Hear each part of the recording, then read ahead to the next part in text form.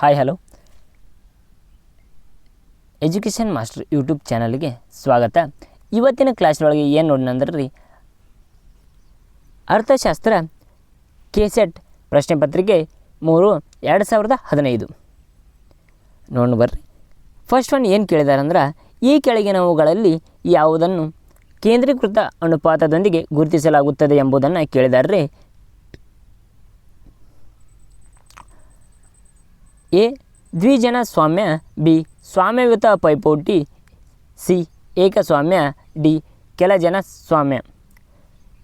ಇದರೊಳಗೆ ಏನು ಹೇಳಿದಾರೆ ಅಂದರೆ, ಯಾವ ಸರಿಯಾದ ಉತ್ತರ ಅಂದ್ರೆ ಡಿ ಯಾಕೆ ಆಕತ್ತೆ ಅಂದ್ರೆ ನೋಡಿ ಬರ್ರಿ.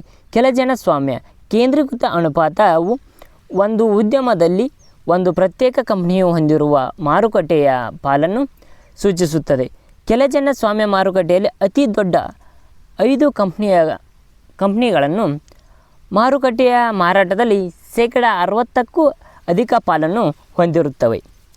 ಇದಕ್ಕೆ ಕೇಂದ್ರೀಕೃತ ಅನುಪಾತ ಎನ್ನುತ್ತಾರೆ. ಇಲ್ಲಿ ಕೇಂದ್ರೀಕೃತ ಅನುಪಾತ ಆಗಬೇಕಂದ್ರೆ ರೀ, ಉದ್ಯಮಗಳಲ್ಲಿ ಪ್ರತ್ಯೇಕವಾಗಿ ಒಂದು ಉದ್ಯಮ ಐತಿ ಅಥವಾ ಒಂದು ಕಂಪ್ನಿ ಐತೆ ಅಂತ ತಿಳ್ಕೊರಿ. ಆ ಕಂಪ್ನಿ ಒಳಗೆ ಟಾಪ್ 5 ದೊಡ್ಡ ಕಂಪ್ನಿ ರೀ. ಒಂದು ಕಂಪ್ನಿ ಇರುತ್ತೆ, ಅದ್ರೊಳಗೆ ಟಾಪ್ 5 ಕಂಪ್ನಿ ರೀ. ಅದ್ರೊಳಗೆ ಎಷ್ಟು ಇರ್ಬೇಕಂದ್ರೆ 60%ಕ್ಕೂ ಹೆಚ್ಚು ಇರ್ಬೇಕು ರೀ.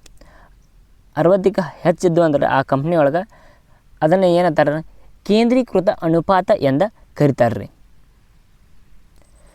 ಸೆಕೆಂಡ್ ಒನ್, ಸಾಮಾಜಿಕ ಕ್ಷೇಮಾಭಿವೃದ್ಧಿ ಎಂದರೆ ಬಹುಜನರ ಗರಿಷ್ಠ ಕಲ್ಯಾಣ ಎಂದು ಪ್ರತಿಪಾದಿಸಿದವರು. ಯಾರು ಪ್ರತಿಪಾದಿಸಿದವರು ಎಂಬುದನ್ನು ಇಲ್ಲಿ ತಿಳಿಸ್ಬೇಕಾಗಿತ್ತು ರೀ. ಯಾರನ್ನು ನೋಡಿ ಬರ್ರಿ. A KJ Arrow, B AC Pigou, C Bentham ಮತ್ತು ಡಿ ಕಾಲ್ಡರ್. ಸರಿಯಾದ ಉತ್ತರ ಯಾವುದಾಕಂದರೆ ಬೆಥಾಮ್. ಸರಿಯಾದ ಉತ್ತರ ಬೆಥಾಮ್ ಹಾಕದ್ರಿ. ಅವರ ಯಾಕೆ ಆಕಾರ ಎಂಬುದನ್ನು ನಾವು ನೋಡ್ಬರ್ರಿ, ಅವರ ವಿವರಣೆ ನೋಡ್ಬರ್ರಿ. ಜೆರೆಮಿ ಬೆಥಾಮ್ ಇವರು 1748ರಿಂದ 1832ರವರೆಗೆ ಇವರು ಬ್ರಿಟಿಷರ ತತ್ವಜ್ಞಾನಿಯಾಗಿದ್ದರು. ಏನಾಗಿರೋದ್ರಿ ಇವರು ಬೆಥಾಮ್ ಅವರ ಬ್ರಿಟಿಷರ ತತ್ವಜ್ಞಾನಿಯಾಗ್ಯಾರ್ರಿ. ಅದಂಥ ನ್ಯಾಯವಾದಿನೂ ಆಗಿರದ್ರಿ. ಸಮಾಜದ ಸುಧಾರಕ ಮತ್ತು ಅರ್ಥಶಾಸ್ತ್ರರಾಗಿದ್ದಾರೆ ಎಂಬುದನ್ನು ನಾವಿಲ್ಲಿ ನೋಡ್ಬೋದು ರೀ. ಗ್ರೇಟೆಸ್ಟ್ ಹ್ಯಾಪಿನೆಸ್ ಪ್ರಿನ್ಸಿಪಲ್ ಇವರ ನೀಡಿದ ಮಹತ್ವದ ಕೊಡುಗೆಯಾಗಿದೆ. ಇವರಿಗೆ ಯಾವುದಂದ್ರೆ ನೀಡಿದ ಕೊಡುಗೆಯಾಗಿತ್ತು ಎಂಬುದನ್ನು ಹೇಳಿದ್ದಾರೆ ರೀ. ಸಾಮಾಜಿಕ ಕ್ಷೇಮಾಭಿವೃದ್ಧಿ ಎಂದರೆ ಬಹುಜನರ ಗರಿಷ್ಠ ಕಲ್ಯಾಣ ಎಂದು ಇವರು ಪ್ರತಿಪಾದಿಸಿದ್ದಾರೆ ಎಂಬುದನ್ನು ನಾವಿಲ್ಲಿ ನೋಡ್ಬೋದು ರೀ. ಬೆಥಾಮ್ ಅವರ ಪ್ರತಿಪಾದಿಸಿದವರು ಎಂಬುದನ್ನು ನಾವು ನೋಡ್ಬೋದು. ತದನಂತರ ಮುಂದಿನ ಪ್ರಶ್ನೆ ರೀ, ಪ್ರಶ್ನೆ ಸಂಖ್ಯೆ 3. ಒಟ್ಟು ರಾಷ್ಟ್ರೀಯ ಹಸಿರು ಉತ್ಪನ್ನ ಈ ಕೆಳಗಿನ ಯಾವುದರ ಜೊತೆಗೆ ಹೊಂದಿಕೆಯಾಗುತ್ತದೆ ಎಂಬುದನ್ನು ನಾವು ನೋಡಬರ್ರಿ. ಫಸ್ಟ್ ಎ ಸ್ವಪೋಷಿತ ಅಭಿವೃದ್ಧಿ, ಬಿ ಆರ್ಥಿಕ ಬೆಳವಣಿಗೆ, ಸಿ ಸ್ಥಿರ ಬೆಳವಣಿಗೆ, ಡಿ ದೀರ್ಘಕಾಲಿಕ ಬೆಳವಣಿಗೆ. ಏನು ಕೇಳ್ಯಾರ ಕ್ವಶನ್ ರೀ. ಒಟ್ಟು ರಾಷ್ಟ್ರೀಯ ಹಸಿರು ಉತ್ಪನ್ನ ಈ ಕೆಳಗಿನ ಯಾವುದರ ಜೊತೆಗೆ ಹೊಂದಿಕೆಯಾಗುತ್ತದೆ ಅಂದ್ರೆ ಹೋಲಿಕೆಯಾಗುತ್ತದೆ. ಸರಿಯಾದ ಉತ್ತರ ಯಾವುದಂದ್ರೆ ರೀ, ಸ್ವಪೋಷಿತ ಅಭಿವೃದ್ಧಿ. ಅದು ಯಾಕಾಗತ್ತೆ ಎಂಬುದನ್ನು ನಾವು ನೋಡೋಣ ಬರ್ರಿ. ವಿವರಣೆ: ಸುಸ್ಥಿರ ಅಭಿವೃದ್ಧಿ ಎಂದರೆ ಪ್ರಸ್ತುತ ತಲೆಮಾರಿನ ಗುರಿಗಳನ್ನು ಕಲ್ಯಾಣವನ್ನು ಸಾಧಿಸುವುದರೊಂದಿಗೆ ನೈಸರ್ಗಿಕ ಸಂಪನ್ಮೂಲಗಳನ್ನು ವಿವೇಚನೆಯಿಂದ ಬಳಸುವ ಮೂಲಕ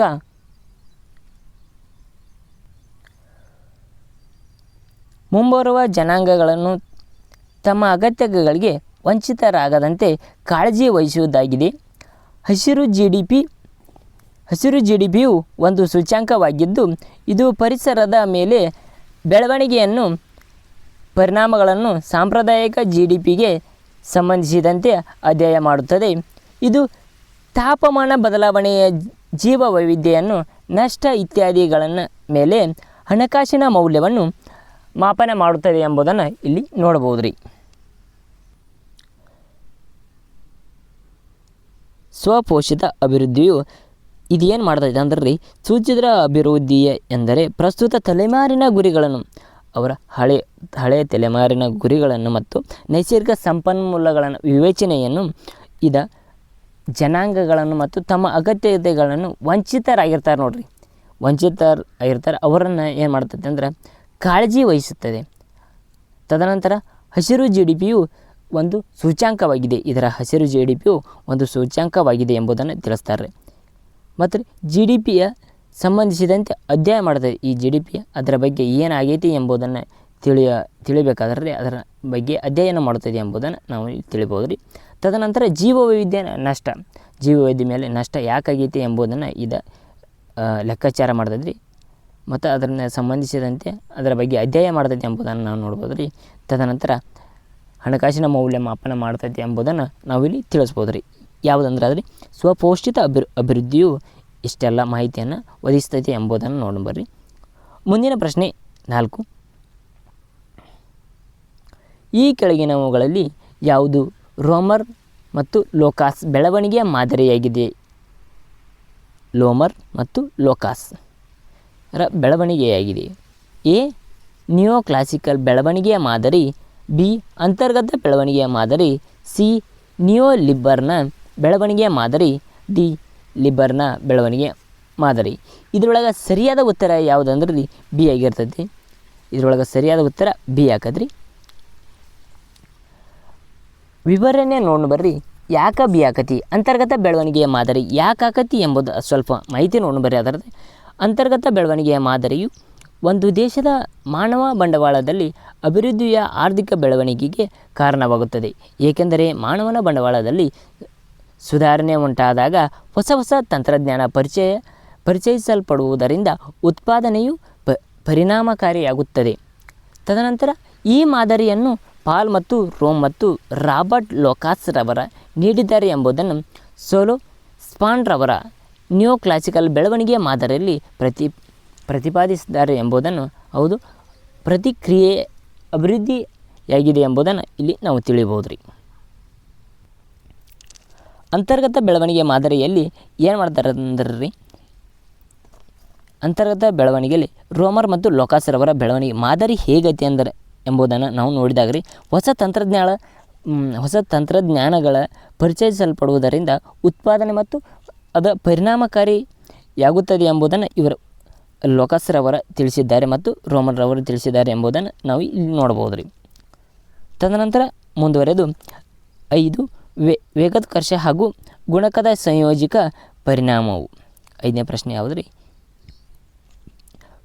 ವೇಗೋತ್ಕರ್ಷ ಹಾಗೂ ಗುಣಕದ ಸಂಯೋಜಿಕ ಪರಿಣಾಮವು ಎ ಅಪ್ರತಿಮ ಗುಣಕದ ಪರಿಣಾಮ, ಬಿ ಹೂಡಿಕೆಯ ಗುಣಕದ ಪರಿಣಾಮ, ಸಿ ಉಳಿತಾಯದ ಪರಿಣಾಮ, ಡಿ ಮಾನಸಿಕ ಪರಿಣಾಮ. ಇದರೊಳಗೆ ಸರಿಯಾದ ಉತ್ತರ ಯಾವುದಂದ್ರೆ ರೀ ಎ ಅಪ್ರತಿಮ ಮತ್ತು ಗುಣಕದ ಪರಿಣಾಮ ಎಂಬುದನ್ನು ನಾವು ಇಲ್ಲಿ ನೋಡ್ಬೋದು ರೀ. ಅದ ಯಾಕಾಗೈತೆ ರೀ ಅಪ್ರತಿಮ ಗುಣಕ ಪರಿಣಾಮ? ಅದ ಯಾಕಾಗೈತೆ ಎಂಬುದನ್ನು ಸ್ವಲ್ಪ ವಿವರಣೆ ನೋಡ್ರಿ. ರಾಷ್ಟ್ರೀಯ ಆದಾಯದ ಮೇಲೆ ಪ್ರಾರಂಭಿಕ ಹೂಡಿಕೆ ಮತ್ತು ಒಟ್ಟು ಪರಿಣಾಮಗಳ ಅಧ್ಯಯನ ಮಾಡುವ ವೇಗೋತ್ಕರ್ಷ ಮತ್ತು ಗುಣಕಗಳ ತತ್ವಗಳನ್ನು ಸಂಯೋಜಿಸಬೇಕಾಗಿದೆ. ಸ್ವಾಯತ್ತ ಮತ್ತು ಪ್ರೇರಿತ ಹೂಡಿಕೆಗಳ ಸಂಯೋಜಿಕ ಪರಿಣಾಮಗಳು ಹ್ಯಾನ್ಸ್ ರವರ ಏನು ಮಾಡ್ತಾರಂದರೆ ಹ್ಯಾನ್ಸ್ ರವರ ಅಪ್ರತಿಮ ಗುಣಕದ ಪರಿಣಾಮ ಎಂದು ಕರೆದಿದ್ದಾರೆ. ಯಾಕೆ ಇವರ ಅಪ್ರತಿಮ ಗುಣಕ ಎಂದು ಕರೆದಾರಂದ್ರೆ ರೀ, ಇಲ್ಲಿ ವೇಗೋತ್ಕರ್ಷ ಮತ್ತು ಹೂಡಿಕೆ ಮತ್ತು ಪರಿಣಾಮಗಳ ಅಧ್ಯಯನ ಹೇಗೆ ಮಾಡ್ತೈತಿ, ಒಂದು ರಾಷ್ಟ್ರದ ಆದಾಯದ ಮೇಲೆ ಪ್ರಾರಂಭದಲ್ಲಿ ಹೂಡಿಕೆ ಮತ್ತು ಒಟ್ಟು ಪರಿಣಾಮಗಳು ಹೇಗೆ ಬೀಳ್ತವೆ ಎಂಬುದನ್ನು ಇಲ್ಲಿ ಹೇಳಿದ್ದಾರೆ ರೀ. ಅದರಲ್ಲಿ ಸ್ವಾಯತ್ತ ಮತ್ತು ಪ್ರೇರಿತ ಹೂಡಿಕೆಗಳ ಸಂಯೋಜನೆಯನ್ನು ತಿಳಿಸಿದ್ದಾರೆ ರೀ. ಹ್ಯಾನ್ರವರ ಅವರು ಹೇಗೆ ಅಪ್ರತಿಮ ಗುಣಕದ ಪರಿಣಾಮವನ್ನು ತಿಳಿಸಿದ್ದಾರೆ ಎಂಬುದನ್ನು ಈ ಅಪ್ರತಿಮ ಗುಣಕ ಮತ್ತು ವೇಗೋತ್ಕರ್ಷ ಮತ್ತು ಹಾಗೂ ಗುಣಕದ ಸಂಯೋಜಿತ ಪರಿಣಾಮವನ್ನು ತಿಳಿಸುತ್ತದೆ. ತದನಂತರ ಪ್ರಶ್ನೆ ಸಂಖ್ಯೆ 6 ಬಡ್ಡಿದರ ಹಾಗೂ ಅಧ್ಯಯನ ಮಟ್ಟವನ್ನು ಒಟ್ಟಿಗೆ ನಿರ್ಧಾರವಾಗುವುದನ್ನು ತಿಳಿಸುವುದು.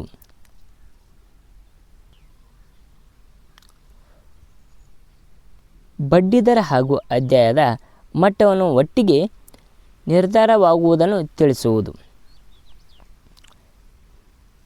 ಇದರಲ್ಲಿ ಎ ಸಾರ್ವತ್ರಿಕ ಸಮತೋಲನ, ಬಿ ಉಳಿತಾಯ ಕಾರ್ಯಾಚರಣೆ, ಸಿ ISLM ಮಾದರಿ, ಡಿ ಹೂಡಿಕೆಯ ಗುಣಕ.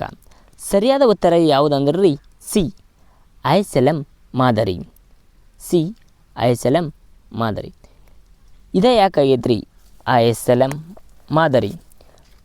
ಬಡ್ಡಿದರ ಹಾಗೂ ಆದಾಯದ ಮಟ್ಟವನ್ನು ಒಟ್ಟಿಗೆ ನಿರ್ಧಾರವಾಗುವುದನ್ನು ಯಾವುದಂದ್ರೆ ರೀ ಬಡ್ಡಿದರ ಹಾಗೂ ಆದಾಯದ ಮಟ್ಟವನ್ನು ಒಟ್ಟಿಗೆ ನಿರ್ಧಾರವಾಗುವುದನ್ನು ತಿಳಿಸುವುದು. ಅಂದರೆ ಯಾವ್ದು ಆಕತ್ತೆ, ಯಾವ ರೇಖೆ ಆಕತ್ತೆ ಅಂದರೆ ISLM ಮಾದರಿ ಆಕತ್ತೆ ಎಂಬುದನ್ನು ಇಲ್ಲಿ ನೋಡ್ಬೋದು ರೀ. ಅದೇ ಯಾಕೆ ಆಕತಿ ISLM ಮಾದರಿಯ ಕೆಲವೊಮ್ಮೆ ಹಿಗ್ಸ್ ಹ್ಯಾನರ್ ಮಾದರಿ ಎಂದು ಕರೀತಾರೆ ರೀ. ಇದು ISLM ಮಾದರಿಯನ್ನು ಏನಂತ ಕರೀತಾರೆ ಅಂದ್ರೆ ಹಿಗ್ಸ್ ಹ್ಯಾನರ್ ಮಾದರಿ ಎಂದು ಕರೀತಾರೆ ರೀ. ಇದರಲ್ಲಿ ರೀ ISLM ಇದು ಹೂಡಿಕೆ ಮತ್ತು ಉಳಿತಾಯ ಇನ್ವೆಸ್ಟ್ಮೆಂಟ್ ಮತ್ತು ಸೇವಿಂಗ್ ಪ್ರತಿನಿಧಿಸ್ತೈತೆ ಇದ್ರಿ. ಇದು ಮತ್ತೆ ಏನು ಮಾಡ್ತೈತೆ LM ಇದು ದ್ರವ್ಯತೆ, L ಏನು ಸೂಚಿಸುತ್ತೆ ಲಿಕ್ವಿಡಿಟಿ ಮತ್ತು ಹಣದ ಪೂರೈಕೆ, MS ಮನಿ ಸಪ್ಲೈ, M ಏನು ಸೂಚಿಸ್ತಾರೆ ಎಲ್ಲ ಲಿಕ್ವಿಡಿಟಿ, M ಏನು ಸೂಚಿಸ್ತೈತೆ ಅಂದ್ರೆ ಮನಿ ಸಪ್ಲೈ ಎಂಬುದನ್ನು ಸೂಚಿಸುತ್ತದೆ. ಈ ಮಾದರಿಯ ಸರಕುಗಳ ಮಾರುಕಟ್ಟೆಯಲ್ಲಿ ಹಣಕಾಸಿನ ಮಾರುಕಟ್ಟೆಯೊಂದಿಗೆ ಹೇಗೆ ಸವಿಸುತ್ತದೆ ಎಂಬುದನ್ನು ಇಲ್ಲಿ ನಾವು ತೋರಿಸಿದ್ದಾರೆ. ತದನಂತರ ಪ್ರಶ್ನೆ ಸಂಖ್ಯೆ 7 ನೋಡೋಣ ಬರ್ರಿ. ಆಮದು ರಫ್ತಿನ ಸರಕುಗಳ ಮೌಲ್ಯ ವ್ಯತ್ಯಾಸವನ್ನು ತಿಳಿಸಿರಿ. ಏನು ಕೇಳ್ರಿ? ಆಮದು ರಫ್ತಿನ ಸರಕುಗಳ ಮೌಲ್ಯದ ವ್ಯತ್ಯಾಸವನ್ನು ತಿಳಿಸುವುದು. ಇದರೊಳಗೆ ಎ ಪಾವತಿ ಶುಲ್ಕ, ಏನು ಕೇಳ್ಯಾರಂದರೆ ಪಾವತಿ ಶುಲ್ಕ, ಬಿ ವ್ಯಾಪಾರದ ಶುಲ್ಕ, ಸಿ ವ್ಯಾಪಾರದ ಅಂತರ, ಡಿ ವ್ಯಾಪಾರದ ಸಮತೋಲನ. ಸರಿಯಾದ ಉತ್ತರ ಬಿ ವ್ಯಾಪಾರದ ಶುಲ್ಕ. ಆಮದು ಮತ್ತು ರಫ್ತಿನ ಸರಕು ಮೌಲ್ಯ ವ್ಯತ್ಯಾಸವನ್ನು ತಿಳಿಸುವುದು. ಆಮದು ಮತ್ತು ರಫ್ತಿನ ನಡುವಿನ ವ್ಯತ್ಯಾಸ ತಿಳಿಸುವುದು ಏನು ವ್ಯಾಪಾರದ ಶುಲ್ಕ ಎಂಬುದು ನಾವು ನೋಡ್ಬೋದು ರೀ. ಅದರ ವಿವರಣೆ ನೋಡಿ ಬರ್ರಿ, ಅದ ಯಾಕಾಗೈತಿ ಎಂಬುದನ್ನು ವಿವರಣೆ ನೋಡಿ ಬರ್ರಿ. ವ್ಯಾಪಾರದ ಶುಲ್ಕವು ಇದು ಒಂದು ನಿರ್ದಿಷ್ಟ ಅವಧಿಯಲ್ಲಿ ಒಂದು ರಾಷ್ಟ್ರದ ಸರಕುಗಳ ಆಮದು ಮತ್ತು ರಫ್ತಿನ ಒಟ್ಟು ಮೌಲ್ಯದ ವ್ಯತ್ಯಾಸವಾಗಿದೆ. ವ್ಯಾಪಾರದ ಶುಲ್ಕ ಒಂದು ರಾಷ್ಟ್ರದ ಚಾಲ್ತಿ ಖಾತೆ ಮತ್ತು ಅದರಲ್ಲಿ ಕರೆಂಟ್ ಅಕೌಂಟ್ ಸ್ಥಿತಿಗತಿಗಳ ನಿರ್ಧರಿಸುವ ಪ್ರಮುಖ ಅಂಶವಾಗಿದೆ. ವ್ಯಾಪಾರದ ಶುಲ್ಕ ರಫ್ತಾದ ಒಟ್ಟು ಸರಕುಗಳ ಮೌಲ್ಯ. ವ್ಯಾಪಾರ ಶುಲ್ಕ ಅಂದರೆ ಏನಂದ್ರೆ ರಫ್ತಾದ ಒಟ್ಟು ಸರಕುಗಳ ಮೌಲ್ಯ ಆಗಿರ್ತದೆ ವ್ಯಾಪಾರ. ಎಕ್ಸ್ ಅಂದ್ರೆ ಆಮದವಾದ ಒಟ್ಟು ಸರಕಿನ ಮೌಲ್ಯ. But is equal to X minus M ಎಂಬುದನ್ನು ಇಲ್ಲಿ ತಿಳಿಸಿದ್ದಾರೆ ರೀ. ತದನಂತರ ಮುಂದುವರೆದ 8ನೇ ಕ್ವಶನ್. ಗ್ಯಾಟ್ ಕೊನೆ ಸುತ್ತಿನ ಮಾತುಕತೆ ನಡೆದಿದ್ದು ಯಾವಾಗ? ಅದು ಕೇಳ್ಯಾರ್ರಿ. A Cancun, B Singapore, C Philadelphia, D Uruguay. ಸರಿಯಾದ ಉತ್ತರ ಉರುಗ್ವೆ ಎಂಬುದನ್ನು ನಾವು ನೋಡ್ಬೋದು ರೀ. ಉರುಗ್ವೆ ಯಾಕೆ ಆಗೈತೆ ಅಂದರೆ ವಿವರಣೆ ನೋಡ್ಬರ್ರಿ. GATT general agreement on tariffs and trade. ಗ್ಯಾಟ್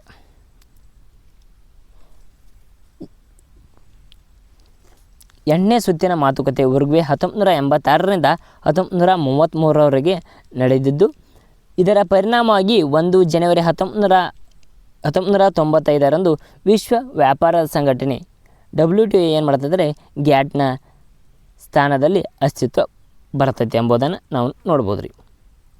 1933ರವರೆಗೆ ನಡೆದಿರುವ ಇದರ ಪರಿಣಾಮ 1 ಜನವರಿ 1995ರಿಂದ ಯಾವುದಾಕೈತೆ ಅಂದ್ರೆ ರೀ ಇದು WTO ಆಗಿ ಅಸ್ತಿತ್ವಕ್ಕೆ ಬರ್ತೈತೆ ಎಂಬುದನ್ನು ನಾವು ನೋಡ್ಬೋದು ರೀ. ತದನಂತರ ಮುಂದುವರೆದ 9ನೇ ಪ್ರಶ್ನೆ ನೋಡಿದಾಗ ಫಿಶರ್ ಸೂಚ್ಯಂಕದಲ್ಲಿ ಕೆಳಗಿನ ಯಾವ ಕೇಂದ್ರೀಕೃತ ಪ್ರವೃತ್ತಿಯನ್ನು ಬಳಸಲಾಗುತ್ತದೆ ಎಂಬುದನ್ನು ನಾವು ನೋಡಬರ್ರಿ. ಇದರೊಳಗೆ A arithmetic mean, B harmonic mean, C ಮಿನಿಯನ್ ಮತ್ತು ಡಿ ಜಿಯೋಮೆಟ್ರಿಕ್ ಮೀನ್. ಇದರೊಳಗೆ ಸರಿಯಾದ ಯಾವುದು ಅಂದ್ರೆ ರೀ ಡಿ ಜಿಯೋಮೆಟ್ರಿಕ್ ಮೀನ್. ಸರಿಯಾದ ಯಾವುದಂದ್ರೆ ಡಿ ಜಿಯೋಮೆಟ್ರಿಕ್ ಮೀನ್. ಇದ ಯಾಕೆ ಆಕತಿ ಎಂಬುದನ್ನು ನೋಡಿ ಬರ್ರಿ. ಅವರ ಯಾವುದ ಕೇಂದ್ರಿಕ ಪ್ರವೃತ್ತಿಯನ್ನು ಬಳಸಲಾಗುತ್ತದೆ ಅಂದರೆ ಕೇಳೋಣ ಬರ್ರಿ. ಯಾವುದಂದ್ರೆ ಜಿಯೋಮೆಟ್ರಿಕ್ ಮೀನ್. ವಿವರಣೆ ನೋಡಿ ಬರ್ರಿ. ಆ ಜಿಯೋಮೆಟ್ರಿಕ್ ಮೀನದ್ರಿ ವಿವರಣೆ ಫಿಶರ್ ಅವರ ಮೇಲೆ ಸೂಚ್ಯಾಂಕದ ಜಿಯೋಮೆಟ್ರಿಕ್ ಮೀನ್ ಅನ್ನು ಬಳಸಲಾಗುತ್ತದೆ. ಇದು ಲ್ಯಾಸ್ಪಿಯರ್ ಹಾಗೂ ಫಾಸಿ ಅವರ ಬೆಲೆಯ ಸೂಚ್ಯಾಂಕ ಜಿಯೋಮೆಟ್ರಿಕ್ ಮೀನ್ ಆಗಿದೆ ಎಂಬುದನ್ನು ನೋಡ್ಬೋದು ರೀ.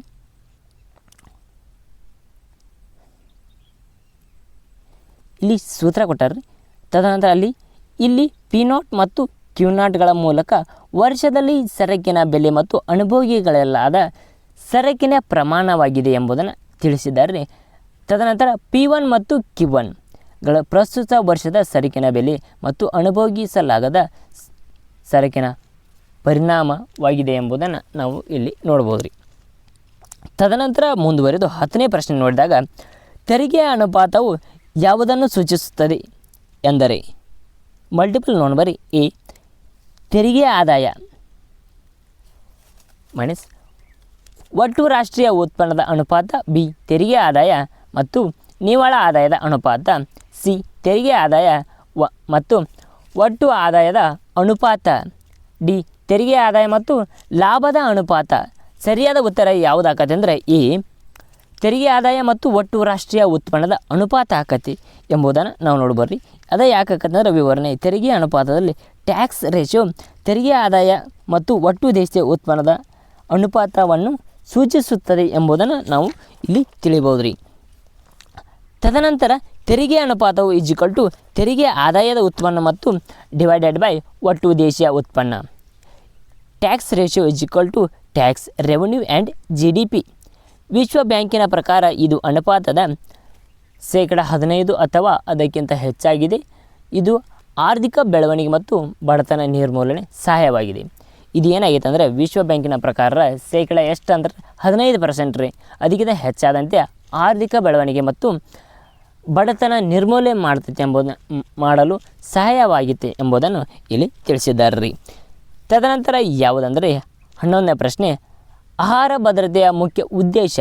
ಆಹಾರ ಭದ್ರತೆಯ ಮುಖ್ಯ ಉದ್ದೇಶ ಯಾವುದಾಗೈತೆ ಎಂಬುದನ್ನು ಇಲ್ಲಿ ಕೇಳಿದ್ದಾರೆ ರೀ. ತದನಂತರ ಫಸ್ಟ್ ಒನ್ ಏನು ಹೇಳ್ಯಾರಂದ್ರೆ ರೀ ಹೇಳಿಕೆಗಳದವ್ರು ಇದ್ರೊಳಗೆ ನಗರದ ಬಡವರಿಗೆ ಆಹಾರ ಭದ್ರತೆ ಒದಗಿಸುವುದು. ಸೆಕೆಂಡ್ ಒನ್ ಆದಾಯ ಉತ್ಪಾದನೆಯನ್ನು ಹೆಚ್ಚು ಮಾಡುವುದು. ಥರ್ಡ್ ಒನ್ ಬೆಲೆ ಸ್ಥಿರತೆಯನ್ನು ಕಾಪಾಡುವುದು. ಫೋರ್ತ್ ಒನ್ ಹಸಿದವರಿಗೆ ಆಹಾರದ ಪೂರೈಸುವುದು. ಈ ಕೆಳಗಿನವುಗಳಲ್ಲಿ ಸರಿಯಾದ ಕೋಡ್ಗಳನ್ನು ಗುರುತಿಸಿ ಎಂಬುದನ್ನು ತಿಳಿಸಿದ್ದಾರೆ. ಕೋಡ್ಗಳ ಏನೇನು ಕೊಟ್ಟಾರೆ ನೋಡಿ ಬರ್ರಿ. ಎ 1, 2 ಮತ್ತು 3 ಸರಿಯಾಗಿದೆ. 1ನೇದ್ರಿ 2ನೇದ್ರಿ 3ನೇದ್ರಿ ಇವು 3 ಸರಿಯಾಗಿದೆ ಅಂತ ಫಸ್ಟ್ ಕೊಟ್ಟಾರೆ. ಸೆಕೆಂಡ್ ಒನ್ 1 ಮತ್ತು 3 ಸರಿಯಾಗಿದೆ. ಫಸ್ಟ್ ಮತ್ತು 3 first and last first and third ಇವ 2 ಸರಿಯಾಗಿದ್ದಾವೆ ಎಂಬುದನ್ನು ತಿಳಿಸಿದ್ದಾರೆ. ಸಿ 2 ಮತ್ತು 4 ಸರಿಯಾಗಿದೆ ಎಂಬುದನ್ನು ತಿಳಿಸಿದ್ದಾರೆ.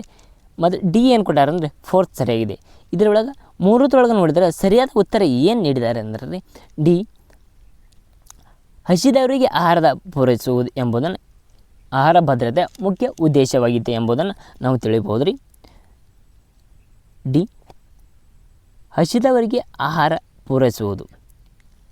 ಇಲ್ಲಿ ಆಹಾರ ಭದ್ರತೆ ಮುಖ್ಯ ಉದ್ದೇಶ ಏನು ಕೇಳ್ಯಾರ ಅಂದ್ರೆ ರೀ ಹಸಿದವರಿಗೆ ಆಹಾರ ಪೂರೈಕೆ ಮಾಡೋದು ರೀ. ಸರಿಯಾದ ಉತ್ತರ ಯಾವುದಾಗಿತ್ತು ಅಂದರೆ ಡಿ. ವಿವರಣೆ ಏನು ನೀಡಿದ್ದಾರೆ ಅಂದ್ರೆ ನೋಡಿ ಬರ್ರಿ. ವಿವರಣೆ ವಿಶ್ವಸಂಸ್ಥೆಯ ಪ್ರಕಾರ ಆಹಾರ ಭದ್ರತೆಯು ಎಂದರೆ ಎಲ್ಲ ಜನರಿಗೂ ಎಲ್ಲ ಕಾಲದಲ್ಲೂ ಹಾಗೂ ಅಗತ್ಯತೆಗಳ ತಕ್ಕಂತೆ ಸುರಕ್ಷೆ ಹಾಗೂ ಪೌಷ್ಟಿಕ ಆಹಾರ ಬೌದ್ಧಿಕವಾಗಿ ಸಾಮಾಜಿಕವಾಗಿ ಮತ್ತು ಆರ್ಥಿಕ ಲಭ್ಯವಿರುವುದಾಗಿದೆ.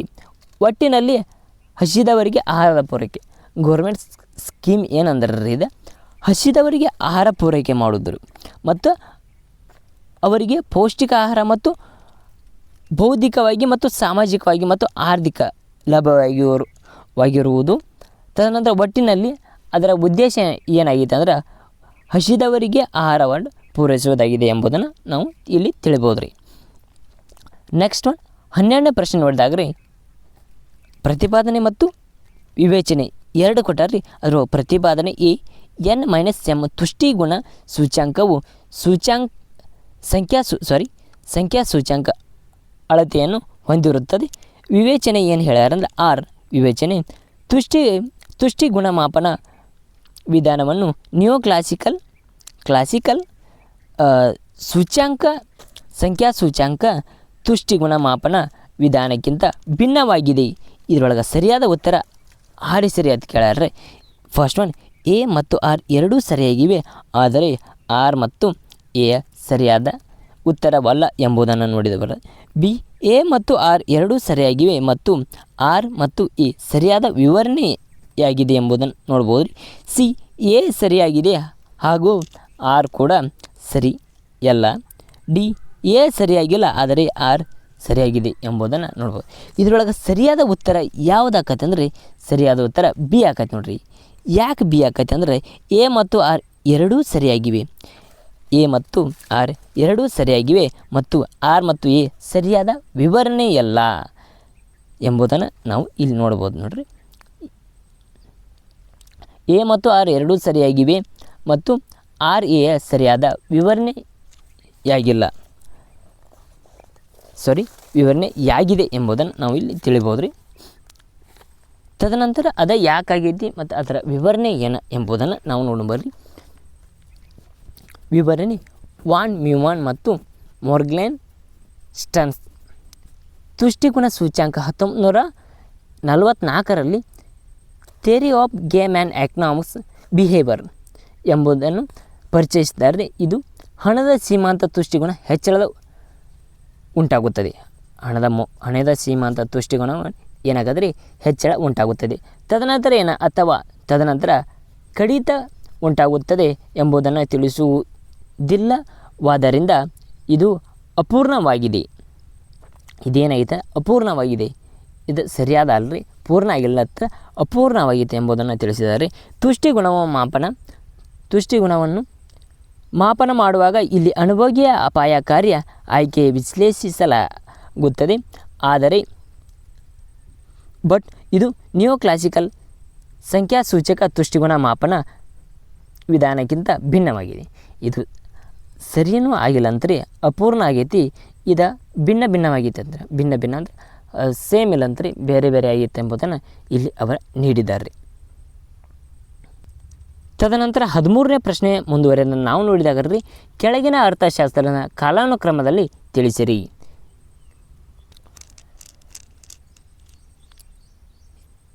ಅರ್ಥಶಾಸ್ತ್ರನ ಕೊಟ್ಟಾರ್ರಿ, ಅದರ ತೆಳಗೆ ಕೌಟಿಲ್ಯ ಕೊಟ್ಟಾರ್ರಿ, ಫಸ್ಟ್ ಸೆಕೆಂಡ್ ಒನ್ ಪ್ಲೇಟೋ ಕೊಟ್ಟಾರ್ರಿ, third one Aristotle, fourth one ಕ್ಯಾಸ್ನೋಫೈನ್. ಈ ಕಾಲಾನುಕ್ರಮದಲ್ಲಿ ಬರ್ದಾಗ್ರಿ ಫಸ್ಟ್ ಒನ್ ಯಾರ್ಯಾರು ಬರ್ತಾರಂದ್ರೆ ರೀ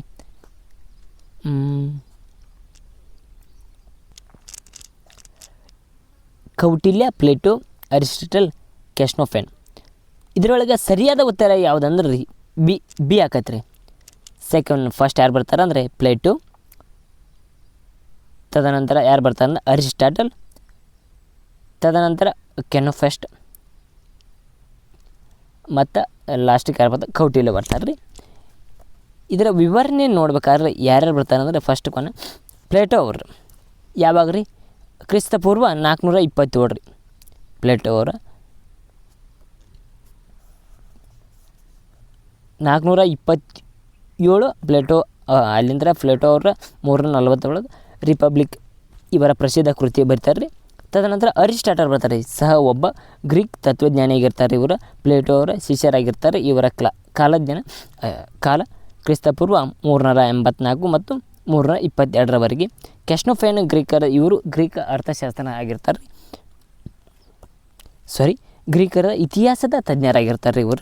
ಇವರ ಕಾಲ ಕ್ರಿಸ್ತಪೂರ್ವ 430 ಮತ್ತು 354. ಹೆಲೆನಿಕ ಎಜುಕೇಷನ್ ಆಫ್ ಸೈಫ್ರ್ ಅವರ ಕೃತಿಗಳಾಗಿವೆ ಎಂಬುದನ್ನು ನಾವಿಲ್ಲಿ ನೋಡ್ಬೋದು. ತದನಂತರ ಮುಂದುವರೆದು 14ನೇ ಪ್ರಶ್ನೆ ನೋಡಿದಾಗ, 11ನೆಯ ಪಂಚವಾರ್ಷಿಕ ಯೋಜನೆಯು ಯಾವುದರ ಮೇಲೆ ಆಧಾರಿತವಾಗಿದೆ ಎಂದರೆ ಮಲ್ಟಿಪಲ್ ಏನು ಕೊಟ್ಟಾರಂದರೆ ಎ ಮಹಲ್ನೋಬಿಸ್ ಬೆಳವಣಿಗೆಯ ಮಾದರಿ, ಬಿ ಗ್ರಾಮೀಣ ಅಭಿವೃದ್ಧಿಯ ಕಾರ್ಯತಂತ್ರ, ಸಿ ಮಹಿಳಾ ಅಭಿವೃದ್ಧಿಯ ಕಾರ್ಯತಂತ್ರ, ಡಿ ಅವೃದ್ಧ ಬೆಳವಣಿಗೆ ಕಾರ್ಯತಂತ್ರ ಎಂಬುದನ್ನು ಇಲ್ಲಿ ಕೊಟ್ಟಿದ್ದಾರೆ ರೀ. ಸರಿಯಾದ ಉತ್ತರ ಡಿ ಆಕೈತಿ ನೋಡ್ರಿ. ಸರಿಯಾದ ಉತ್ತರ ಡಿ ಆಕೈತಿ ರೀ. ಯಾಕಂದ್ರೆ 11ನೇ ಪಂಚವಾರ್ಷಿಕ ಯೋಜನೆಯಲ್ಲಿ 2007 ಮತ್ತು 2012 ಆಗಿತ್ತು ರೀ. ಅದರ ಅವಧಿ ಏನಾಗಿತ್ತು 2007 ಮತ್ತು 2012 ಆಗಿತ್ತು ರೀ. ಆ ಸಂದರ್ಭ ಒಳಗೆ ಯಾರು ಮನಮೋಹನ್ ಸಿಂಗ್ ಅವರ ಯೋಜನಾ ಆಯೋಗದಲ್ಲಿ ಅಧ್ಯಕ್ಷರಾಗಿದ್ದರು ರೀ. ಅಲ್ಲಿ ಅಧ್ಯಕ್ಷರಾಗಿದ್ದರು. ಆ ಯೋಜನೆಯ ಆವೃತ್ತ ಬೆಳವಣಿಗೆಯಲ್ಲಿ ಕಾರ್ಯತಂತ್ರ ಆಧಾರಿತವಾಗಿದೆ. ಈ ಅವಧಿಯಲ್ಲಿ ಸರಾಸರಿ 9% ಏನಾಗಿತ್ತು ಅಂದ್ರೆ ರೀ ರಾಷ್ಟ್ರೀಯ ಆದಾಯ ಬೆಳವಣಿಗೆಯ ಗುರಿಯನ್ನು ಸಾಧಿಸೈತಿ ಎಂಬುದನ್ನು ನಾವು ನೋಡ್ಬೋದು ರೀ. ಆದ್ದರಿಂದ ಸರಿಯಾದ ಉತ್ತರ ಆವೃತ್ತಿಯ ಬೆಳವಣಿಗೆಯ ಕಾರ್ಯತಂತ್ರ ಎಂಬುದನ್ನು ನೋಡಬಹುದು ರೀ. 11ನೇ ಪಂಚವಾರ್ಷಿಕ ಯೋಜನೆ ಅವಧಿಯಿಂದ ರೀ 2007 ಮತ್ತು 2012 ಆಗಿತ್ತು ಎಂಬುದನ್ನು ಈ ಸಂದರ್ಭದಲ್ಲಿ ನಾವು ನೋಡ್ಬೋದು ರೀ. ತದನಂತರ 15ನೇ ಪ್ರಶ್ನೆ ನೋಡಿದಾಗ ರೀ, ವಿಶ್ವ ವ್ಯಾಪಾರ ಸಂಸ್ಥೆ ಒಪ್ಪಂದದ ಕೃಷಿಯ ಈ ಕೆಳಗಿನ ಯಾವುದರ ಜೊತೆಗೆ ಹೊಂದುವುದಿಲ್ಲ ಅಂತ ಕೇಳ್ಯಾರ್ರಿ.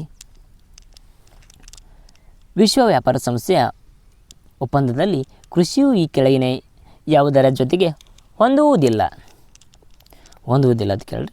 ಫಸ್ಟ್ ಒನ್ ಹಸಿರು ಬಾಕ್ಸ್, ಹಳದಿ ಬಾಕ್ಸ್ ರೀ, ಇಲ್ಲಿ ನೀಲಿ ಬಾಕ್ಸ್ ರೀ, ಮತ್ತು ಡಿ ಕೆಂಪು ಬಾಕ್ಸ್. ಡಿ ಕೆಂಪು ಬಾಕ್ಸ್ ಹೊಂದಾಗಿಲ್ಲ ತಿಳ್ಯಾರಿ. ಯಾವ ಕಾರಣದಿಂದ? ಕೆಂಪು ಅಂದರೆ ಡೇಂಜರ್ ಬಿಡ್ರಿ. ವಿಶ್ವ ವ್ಯಾಪಾರ ಸಂಸ್ಥೆಯ ಒಪ್ಪಂದದಲ್ಲಿ ನೀಡಲಾಗುವ ಸಹಾಯಧನಗಳ ಬಾಕ್ಸ್ ಒಳಗರಿ ಅದರಲ್ಲಿ ಏನಾಗುತ್ತೆ ಅಂದರೆ ಗುರುತಿಸಲಾಗುತ್ತೆ. ಕೃಷಿ ಸಂಬಂಧಿಸಿದಂತೆ ಕೆಂಪು ಬಾಕ್ಸ್ ಇರುವುದಿಲ್ಲ ಎಂಬುದನ್ನು ಇಲ್ಲಿ ನೀಡಿದ್ದಾರೆ. ತದನಂತರ 6ನೇ ಪ್ರಶ್ನೆ ನೋಡೋಣ ಬರ್ರಿ. ಯಾವುದ್ರಿ 6ನೇ ಪ್ರಶ್ನೆ, 16ನೇ ಪ್ರಶ್ನೆ ರೀ. ಉತ್ಪಾದನಾ ಸಾಧ್ಯತೆಯ ರೇಖೆ ಮತ್ತು ಸಮತುಷ್ಟಿಗುಣ ರೇಖೆಯ ನಕ್ಷೆಯನ್ನು ಬಳಸಿರುವುದು ಯಾವ ಸಿದ್ಧಾಂತವೆಂದರೆ? ಇದಕ್ಕೆ ಉತ್ಪಾದನೆ ಸಾಧ್ಯತೆ ರೇಖೆ ಮತ್ತು ಸಮತುಷ್ಟಿಗುಣದ ರೇಖೆಯ ನಕ್ಷೆಯಲ್ಲಿ ಯಾವ ರೀತಿ ಬಳಸಿದ್ದಾರೆ ಎಂಬುದನ್ನು, ಯಾವ ಸಿದ್ಧಾಂತ ಇಲ್ಲಿ ಹೋಲಿಕೆಯಾಗತ್ತೆ ಎಂಬುದನ್ನು ನಾವು ನೋಡ್ಬೋದು ರೀ. ಫಸ್ಟ್ ಒನ್ ಮೆಲ್ಲರ್ ರವರ ಕೃಷಿ ಉತ್ಪನ್ನದ ಸಿದ್ಧಾಂತ, ಮತ್ತು ಸೋಲ್ಸ್ ಸಿದ್ಧಾಂತ, ಸಿ ಕಾಬ್ ಮತ್ತು ವೆಬ್ ಸಿದ್ಧಾಂತ, ಡಿ ಜೋಸ್ರಾಫ್ ಸಿದ್ಧಾಂತ. ಸರಿಯಾದ ಉತ್ತರ ಎ ಮೆಲ್ಲರ್ ರವರ ಕೃಷಿ ಉತ್ಪನ್ನದ ಸಿದ್ಧಾಂತ. ಮೆಲ್ಲರ್ ರವರ ಕೃಷಿಯ ಉತ್ಪನ್ನ ಸಿದ್ಧಾಂತ ಯಾಕೆ ಆಕತಿ ಎಂಬುದನ್ನು ನೋಡೋಣ ಬರ್ರಿ. ಅದರ ಹಿನ್ನೆಲೆ ನೋಡೋಣ ಬರ್ರಿ. ವಿವರಣೆ: ಜಾನ್ ಡಬ್ಲ್ಯೂ ಅವರ ಮೆಲ್ಲರ್ ಅವರ 1966ರಲ್ಲಿ ರಚನೆ ಆಕತ್ರಿ. 1966ರಲ್ಲಿ ರಚನೆ ಆಕತ್ರಿ. The economics of agriculture development, ಕೃಷಿಯ ಸಾಂಪ್ರದಾಯಿಕ ಕೃಷಿಯ ಆಧುನಿಕ ಕೃಷಿಯಾಗಿದೆ ಪರಿವರ್ತಿಸುವ ವಿಧಾನಗಳನ್ನು ತಿಳಿಸಿದ್ದಾರೆ. ಈ ಸಂದರ್ಭದಲ್ಲಿ ಅವರು ಉತ್ಪಾದನಾ ಸಾಧ್ಯತೆಯ ರೇಖೆ ಮತ್ತು ಸಮತುಷ್ಟಿಗುಣದ ರೇಖಾನಕ್ಷೆಯನ್ನು ಬಳಸಿದ್ದಾರೆ. ಜಾನ್ ಡಬ್ಲ್ಯೂ ಮೆಲ್ಲರ್ ರವರು ಏನು ಮಾಡ್ತಾರೆ ಅಂದರೆ 1966ರಲ್ಲಿ ಒಂದು ಕೃತಿಯನ್ನು ರಚಿಸ್ತಾರೆ. ಅದು ಯಾವ ಕೃತಿ ಅಂದರೆ the economics of agriculture and development. ಈ ಕೃತಿಯನ್ನು ರಚನೆ ಮಾಡ್ತಾರೆ ರೀ. ಸಾಂಪ್ರದಾಯಿಕವಾಗಿ ಅವರು ಏನು ಮಾಡ್ತಾರೆ ಅಂದರೆ ಆಧುನಿಕ ಕೃಷಿಯಾಗಿ ಪರಿವರ್ತನೆ, ಸಾಂಪ್ರದಾಯಿಕದಿಂದ ಆಧುನಿಕ ಕೃಷಿಯಾಗಿ ಪರಿವರ್ತನೆ ಮಾಡ್ತಾರೆ ರೀ. ತದನಂತರ ಅವರ ಉತ್ಪಾದನಾ ಸಾಧ್ಯತೆ ರೇಖೆ ಮತ್ತು ಸಮತುಷ್ಟಿಗುಣದ ರೇಖಾ ನಕ್ಷೆಯನ್ನು ಬಳಸಿದ್ದಾರೆ ಎಂಬುದನ್ನು ಇಲ್ಲಿ ನಾವು ತಿಳಿಬಹುದು ರೀ.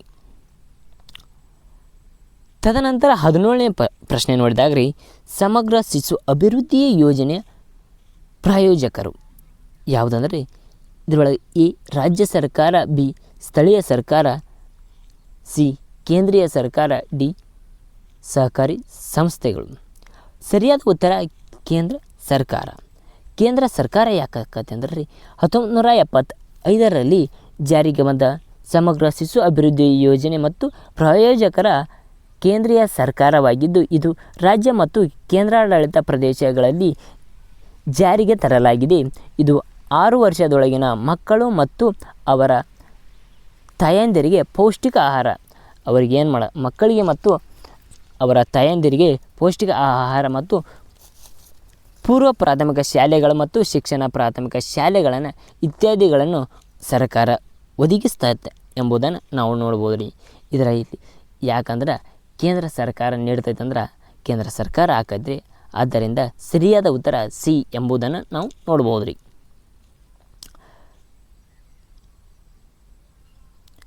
ತದನಂತರ 18ನೇ ಪ್ರಶ್ನೆ ರೀ, ಶ್ರಮದ ಶೋಷಣೆ ಸಿದ್ಧಾಂತ ಪ್ರಚಾರಪಡಿಸಿದವರು ಯಾರ? First one Karl Marx, second one David Ricardo, 3 Engels, 4 ಹಿಗ್ಲಿನ್ಸ್ ರವರ್. ಸರಿಯಾದ ಕೋಡ್ಗಳನ್ನು ಗುರುತಿಸಿ ಅಂತ ಕೇಳಿದ್ದಾರೆ ರೀ. ಎ 1 ಮತ್ತು 4, ಎ 1 ಮತ್ತು 4, ಬಿ 2 ಮತ್ತು 3, ಸಿ 4 ಮತ್ತು 2, ಡಿ 1 ಮತ್ತು 3. ಸರಿಯಾದ ಉತ್ತರ ಡಿ ಹಾಕದ್ರಿ, 1 ಮತ್ತು 3. ಸರಿಯಾದ ಉತ್ತರ 1 ಮತ್ತು 3. ಅದ ಯಾಕೆ ಹಾಕದ್ರಿ? 1 ಕಾರ್ಲ್ ಮಾರ್ಕ್ಸ್ ಹಾಕತ್ರಿ ಮತ್ತು 3 ಎಂಜಲ್ಸ್ ಹಾಕತ್ರಿ. ಯಾಕೆ ಏನ ಎಂಬುದನ್ನು ನೋಡೋಣ ಬರ್ರಿ.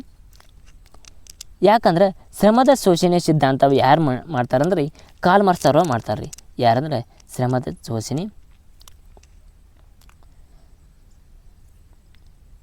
ಶೋಷಣೆ ಸಿದ್ಧಾಂತ ಯಾರು ಪ್ರತಿಪಾದನೆ ಮಾಡ್ತಾರೆ? ಕಾರ್ಲ್ ಮಾರ್ಕ್ಸ್ ಅವರು. ತದನಂತರ ಫ್ರೆಡ್ರಿಕ್ ಎಂಜಲ್ಸ್ ರವರ ಇದನ್ನು ನೀಡ್ತಾರೆ ರೀ. ಆದ್ದರಿಂದ ಏನು ಇಬ್ಬರು ಹೆಸರು ಬರ್ತಾವ್ರಿ. ಯಾರಂದ್ರೆ ಕಾರ್ಲ್ ಮಾರ್ಕ್ಸ್ ಮತ್ತು ಎಂಜಲ್ಸ್ ಇಬ್ಬರು ಹೆಸರು ಕನ್ಸಿಡರ್ ಹಾಕೋ ಎಂಬುದನ್ನು ಇಲ್ಲಿ ನಾವು ನೋಡ್ಬೋದು ರೀ. ತದನಂತರ 19ನೇ ಪ್ರಶ್ನೆ ನೋಡಿದಾಗ ಪ್ರತಿಪಾದನೆ ಮತ್ತು ಇಲ್ಲಿ ವಿವೇಚನೆ ಎಂಬುದನ್ನು 2 ಕಾನ್ಸೆಪ್ಟ್ ಇರ್ತಾವೆ ರೀ. ಈ ತೆರಿಗೆ ಸಾಮರ್ಥ್ಯ ಸಿದ್ಧಾಂತವು ತಿಳಿಸುವುದೇನೆಂದರೆ ಪ್ರತಿಯೊಬ್ಬ ವ್ಯಕ್ತಿಯು ಅವನ ಸಾಮರ್ಥ್ಯವನ್ನು ಅನುಸಾರವಾಗಿ ತೆರಿಗೆಯನ್ನು ಪಾವತಿಸಬೇಕಾಗುತ್ತದೆ ಎಂಬುದನ್ನು ಫಸ್ಟ್ನೇ ಪ್ರತಿಪಾದನೆ ಹೇಳ್ತದೆ. ವಿವೇಚನೆ ಏನು ಹೇಳ್ತೈತೆ ಅಂದ್ರೆ ರೀ, ಆದಾಯವುಳ್ಳವರು ಮತ್ತು ಆದಾಯದ ಪ್ರಮಾಣುಪಾತವನ್ನು ದಲ್ಲಿ ಸರ್ಕಾರಕ್ಕೆ ತೆರಿಗೆಯ ಪಾವತಿಸುತ್ತಾರೆ ಎಂಬುದನ್ನು ಇಲ್ಲಿ ನಾವು ತಿಳಿಬೋದು ರೀ. ಇದರೊಳಗೆ ಎ ಏನು ಕೊಟ್ಟಾರಂದ್ರೆ ರೀ, ಎ ಮತ್ತು ಆರ್ ಎರಡೂ ಸರಿಯಲ್ಲ, ಇವೆರಡು ಸರಿಯಲ್ಲ ಅಂತ ಕೊಟ್ಟಾರ ರೀ. ಎ ಮತ್ತು ಬಿ ಎರಡು ಸರಿಯಾಗಿವೆ ಮತ್ತು ಆದರೆ ಆರ್ ಮತ್ತು ಎ ಸರಿಯಾದ ವಿವರಣೆ ಅಲ್ಲ.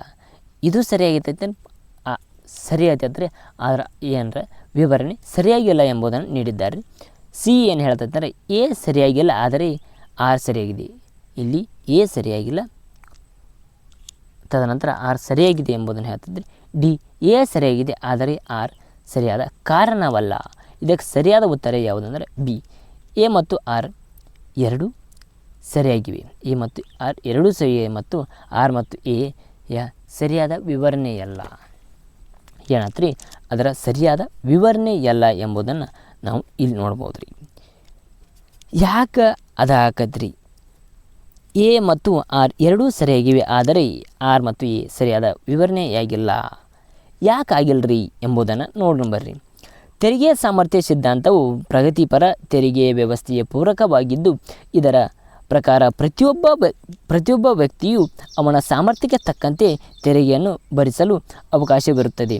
ತೆರಿಗೆದಾರರನ್ನು ತಮ್ಮ ಆದಾಯ ಪ್ರಮಾಣುಪಾತದಲ್ಲಿ ಸರ್ಕಾರಕ್ಕೆ ತೆರಿಗೆಯನ್ನು ಪಾವತಿಸುತ್ತಾರೆ. ಎ ಮತ್ತು ಆರ್ ಗಳೆರಡು ಸರಿಯಾಗಿದ್ದು ಆರ್ ಮತ್ತು ಎ ಸರಿಯಾದ ವಿವರಣೆಯಲ್ಲ ಎಂಬುದನ್ನು ಇಲ್ಲಿ ತೋರಿಸುತ್ತಾರೆ. ತದನಂತರ ಮುಂದಿನ ಪ್ರಶ್ನೆ 20. ಈ ಕೆಳಗಿನವುಗಳಲ್ಲಿ ಯಾವುದನ್ನು ಸಮಯದ ಶ್ರೇಣಿಯೊಂದಿಗೆ ಗುರುತಿಸಲಾಗಿದೆ? ಫಸ್ಟ್ ಒನ್ ಪ್ರಾಥಮಿಕ ದತ್ತಾಂಶ, ಬಿ ಛೇದಕ ಮತ್ತು ಛೇದಕವಲ್ಲದ ದತ್ತಾಂಶ, ಚಾರಿತ್ರಿಕ ದತ್ತಾಂಶ, ಸಿ ಡಿ ಅನುಷ್ಠಿಕ ದತ್ತಾಂಶ. ಸರಿಯಾದ ಉತ್ತರ ಸಿ ಚಾರಿತ್ರಿಕ ದತ್ತಾಂಶ. ಇದು ಯಾಕಾಗೈತ್ರಿ? ಚಾರಿತ್ರಿಕ ದತ್ತಾಂಶವು ಸಮಯದ ಶ್ರೇಣಿಯೊಂದಿಗೆ ಗುರುತಿಸಲಾಗುತ್ತದೆ ಎಂಬುದನ್ನು ಸರಿ ಉತ್ತರವಾಗಿದೆ. ಅದು ಯಾಕಾಗೈತೆ ಅಂದರೆ ಚಾರಿತ್ರಿಕ ದತ್ತಾಂಶ ವನ್ನು ಬಳಸಿಕೊಂಡು ಸಮಯದ ಶ್ರೇಣಿ ವಿಶ್ಲೇಷಣೆಯ ಮೂಲಕ ಭವಿಷ್ಯದ ದತ್ತಾಂಶಗಳು ಊಹಿಸಬಹುದು. ಚಾರಿತ್ರಿಕ ದತ್ತಾಂಶಗಳೊಂದಿಗೆ ಸಮಯದ ಅಭಾವ ಹಾಗೂ ಸಮಯದ ಶ್ರೇಣಿಯನ್ನು ನಾವು ವಿಶ್ಲೇಷಣೆ ಮಾಡಲು ಮುಂದಿನ ಭವಿಷ್ಯಕ್ಕಾಗಿ ನಾವು ಅದನ್ನು ಊಹಿಸಿಕೊಳ್ಳಬಹುದು ಎಂಬುದನ್ನು ನಾವು ಇಲ್ಲಿ ನೋಡಬಹುದು ರೀ. ಈ question paper PDF description link ಒಳಗೆ ಕೊಟ್ಟಿರ್ತೀನಿ, ಅದನ್ನು ನೀವು ನೋಡಬಹುದು. ಯಾರು ನಮ್ಮ ಈ ಹೊಸದಾಗಿ ನೋಡ್ತಿದ್ದಾರೆ ಅವರು ಲೈಕ್ ಮಾಡಿ, ಶೇರ್ ಮಾಡಿ, ಸಬ್ಸ್ಕ್ರೈಬ್ ಮಾಡಿ. ಆಗ ನಮ್ಮ ಟೆಲಿಗ್ರಾಮ್ ಚಾನಲ್ ಒಂದು ಎಲ್ಲರೂ ಕೆಳಗೆ ಜಾಯ್ನ್ ಆಗಿ ನಿಮಗೆಲ್ಲ ನೋಟ್ಸ್ ಸಿಗ್ತಾರೆ. Thank you.